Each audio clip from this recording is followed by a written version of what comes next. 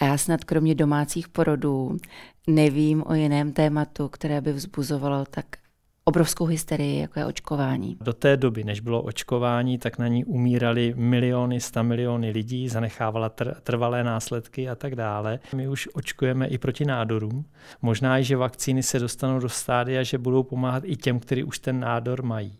Ta skupina rodičů, kteří očkování odmítají. A je to hlasitá menšina.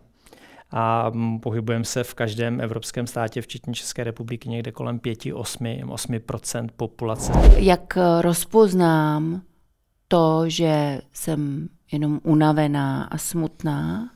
A jak rozpoznám, když už začnu být nemocná, když už jako potřebuju pomoc? No to nejsou jednoduché otázky, ale tak snad se tím nějak jako vymotáme, snad to nějak rozebereme.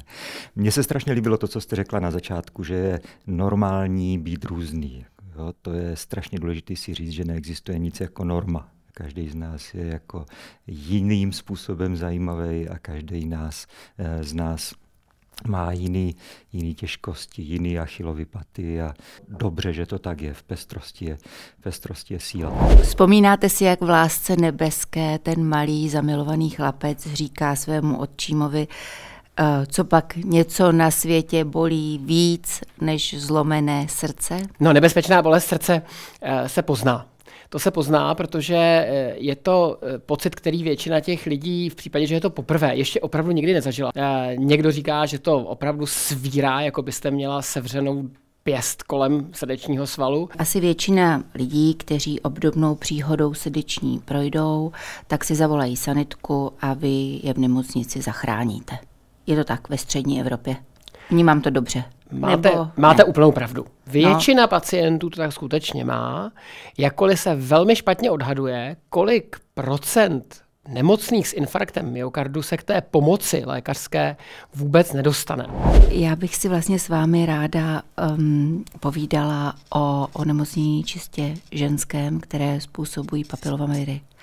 A protože je toto pacientský podcast, jak se můžu, kromě očkování a sexuální abstinence, bránit? Spolehlivá ochrana je skutečně sexuální abstinence anebo celoživotní monogamie páru.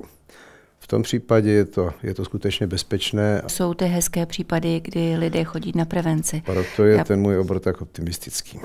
Než jsem se stala maminkou, bylo spíš tématem, jak neotěhotnět.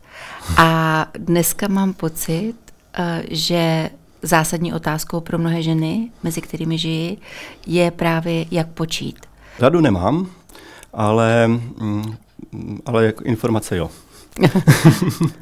Neplodnost je skutečně jako problém dneška a udává se, že se to týká až 20% párů, což je vysoké číslo. U nás v porodnici vidím spíš jako pokles zájmu o plánovaný císařský řez a všeobecně v porodnictví vnímám spíš jakýsi trend návratu k přirozenému porodu a podpoře toho fyziologického porodu, což je za mě velmi fajn.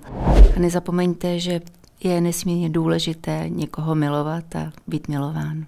Na viděnou. Tak to mohu potvrdit.